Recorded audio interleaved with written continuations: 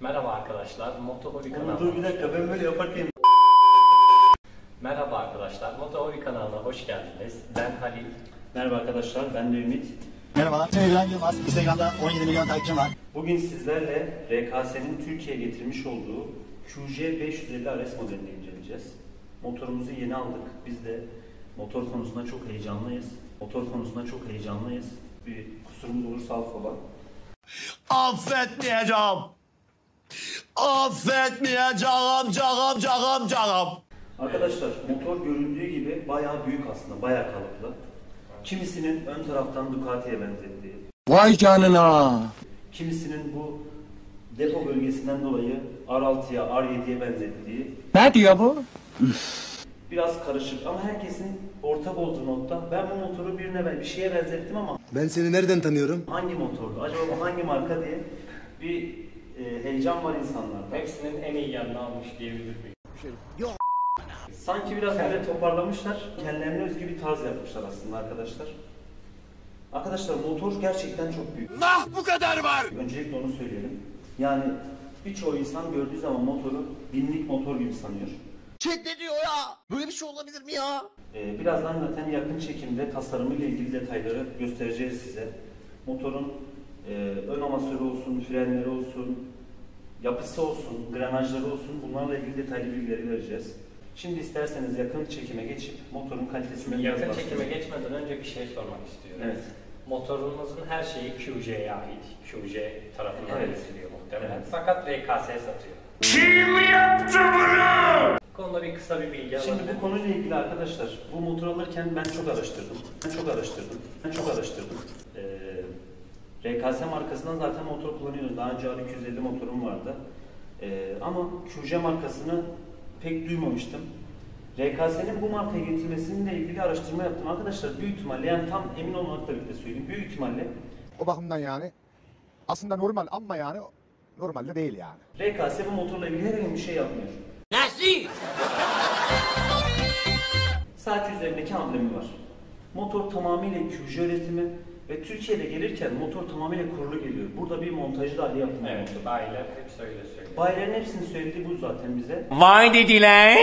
Motor tamamıyla kurulu bir şekilde geliyor. QJ üretiyor motoru. Büyük ihtimalle QJ motoru Türkiye piyasasına giriş yapmak istedi. Fakat bir servis ağı, ondan sonra bayi ağı oluşturmak bayağı zor. Satış ve bayilik tamamen RKS'ye ait. Aynen öyle yani. Motor QJ'nin motoru. Motorun Her iki firmanın da güçlerini birleştirdiğini söyleyebiliriz Evet. burada. Satış ve bayilikle ilgili RKS bunu üstlenmiş, motoru getirip Türkiye'de hem bayilik hem de servis ağını onlar sağlıyor. Yani o yönden de bize biraz güven verdi motor. Birazdan kamerayı alıp motorun tasarımını A'dan Z'ye daha yakından incelemeye çalışacağız sizler için. Sizlerin de bu videodan sonra motor hakkında merak ettiği şeyler olursa yorumlar kısmından yazarsanız sıradaki videolar için yardımcı olur. Size ona yönelik Hem de merak ettiğiniz bir şeyler var olursa. Sözümü kesmeyin Ziya Bey. geçiyoruz. Tasarımı daha yakından inceleyelim. Evet.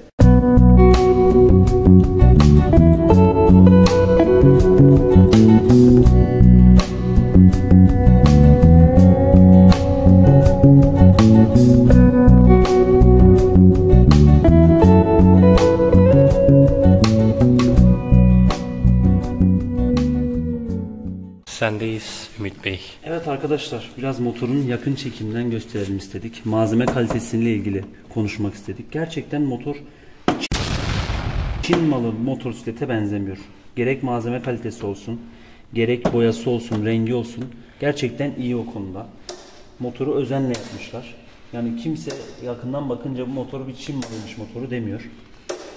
Şuraya en çok BMW S1000'larda gördüğümüz bayağı güzel bir detay bu. Ve motorun daha geniş gözükmesini sağlıyor. Daha büyük gözükmesini sağlıyor. Önden devam edelim arkadaşlar.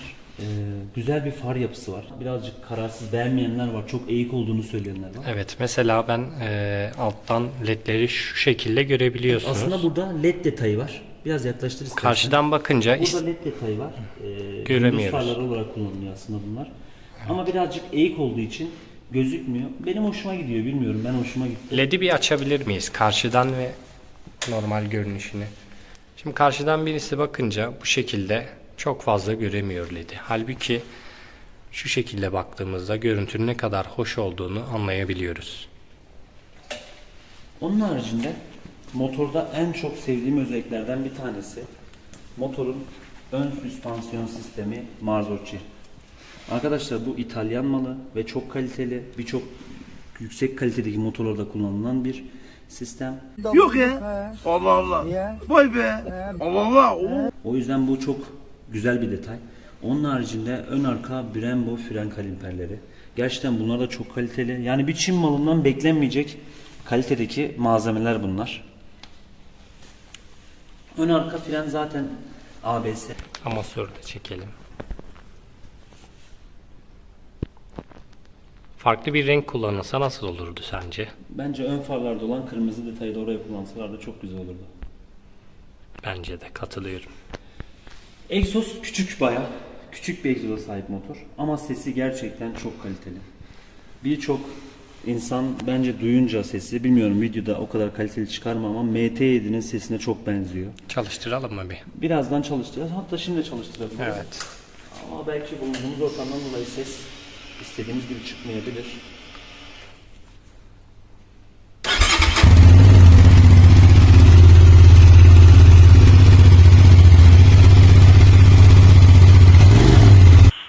Nice.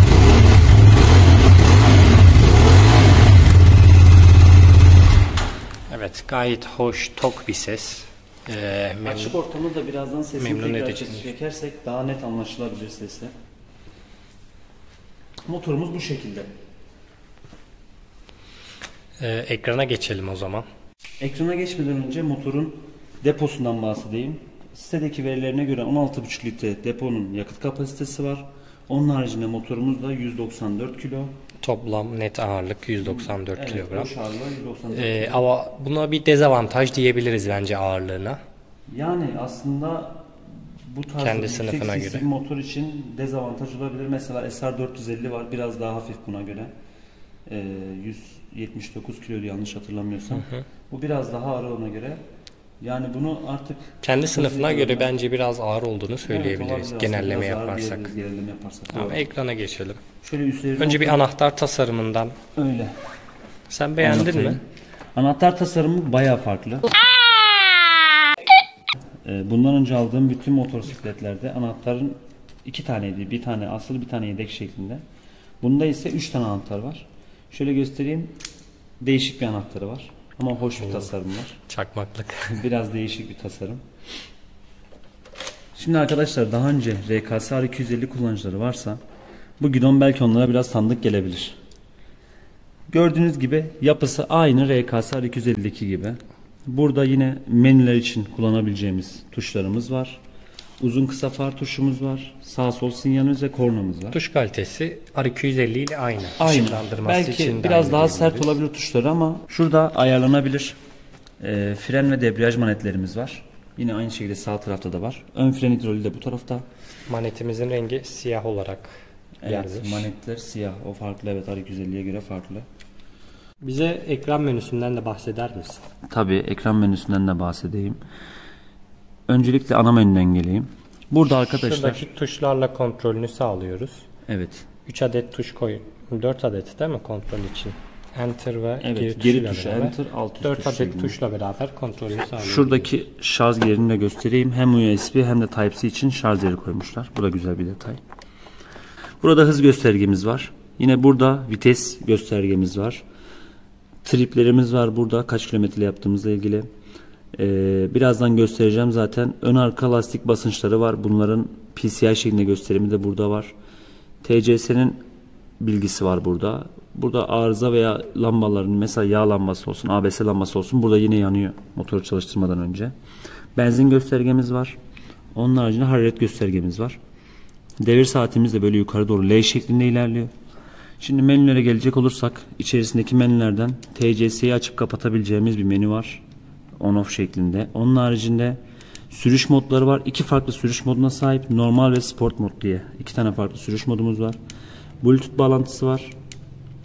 Yine onun ardından Tires dediği bölümde lastiklerden bahsetmiştim. Burada lastiklerin basınçlarını gösteren bir menümüz var.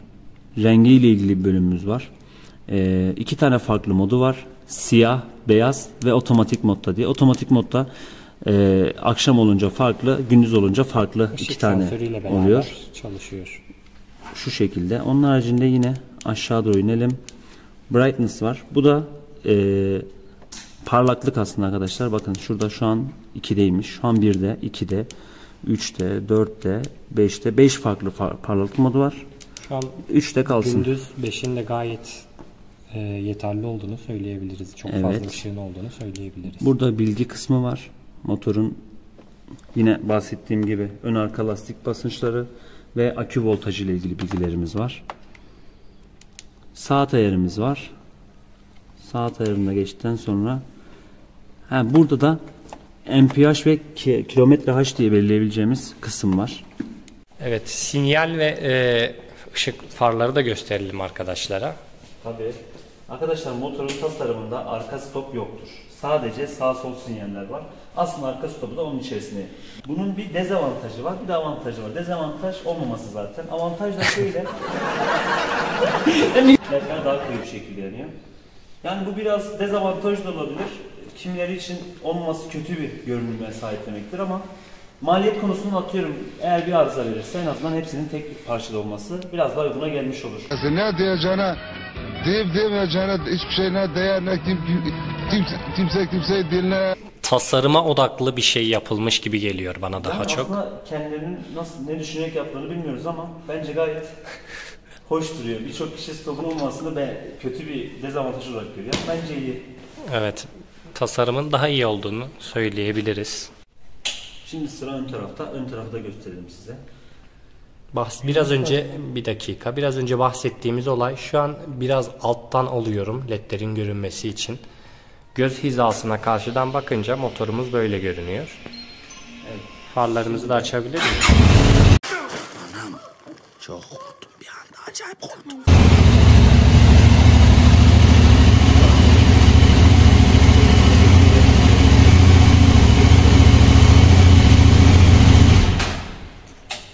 Yeter ya. Yeter lan yeter! Yeter! Tasarımsal ve boyut olarak karşılaştırabilmeniz için 3 tane motor var elimizde. RKS R250, Yamaha Trazer 700 ve RS 550 motorumuz. Boyutlarını görüyorsunuz. Yükseklik olarak zaten bir racing motor olduğu için çok fazla bir şey bekleyemeyiz. Fakat gövdesinin geniş olduğunu, R250 zaten ne kadar büyük geldiğini biliyorsunuz. R250'den bir tık daha geniş olduğunu söyleyebiliriz. Bu da Yamaha Trazer'ımız. Kendisi 700'lik touring bir motor. Ve yanlarında 550 RS. İçeride de bahsettiğimiz gibi karşıdan ledin görünmeme olayı bu şekilde. Kafa tasarımı gayet şık, gayet güzel fakat led dediğimiz gibi bir tık altta kalmış. Boyut karşılaştırması da bu şekilde arkadaşlar. Diğer videolarda 450 SR Voyage gibi bir motorlarla hız ve top speed denemesi de yapacağız. İsterseniz şu an yanımızda 2 tane arkadaşımız var. Biliyorsunuz Ümit ve Furkan. 1.75 ve 1.95 iki arkadaşımız. Arkadaşlar siz bir motora binin. Sizin altınızda nasıl duracak onu da gösterelim arkadaşlara. Furkan Yamaha Trazer 7'nin sahibi. Kendisi boyu çok uzun olduğu için motoru tercih etmişti. Gördüğünüz gibi 550 RS altında çok fazla sırıtmıyor. 2 metre. Yani 2 metresin yani. Yamaha bile sırıtıyor senin altında. Gördüğünüz gibi. Ümit 1.75'tin değil mi? Sen de geçer misin de?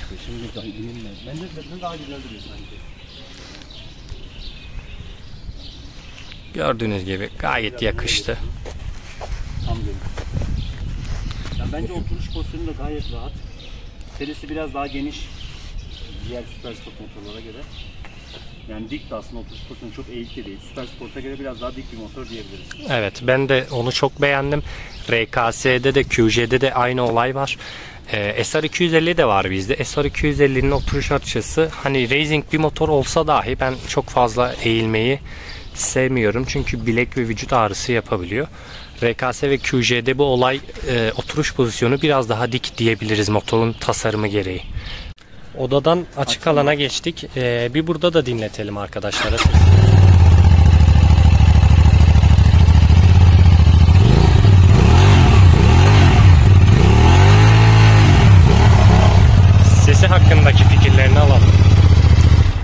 Bence sesi gayet yeterli ve tok bir ses. Ben en çok da MT7'nin sesine benzetiyorum motorun sesini. Tamam. İnandım tamam. Yani bazı arkadaşlar 550 için yetersiz buldu ama 500 cc'lik motor için, ama bence gayet sesi yeterli. Benim de hoşuma gitti. Ben de alacak olan arkadaşların ihtiyacını gidereceğini düşünüyorum. Doyuracağını düşünüyorum. Furkan, senin de fikrini alalım. Motorun sesi hakkında ne düşünüyorsun? Sen ol.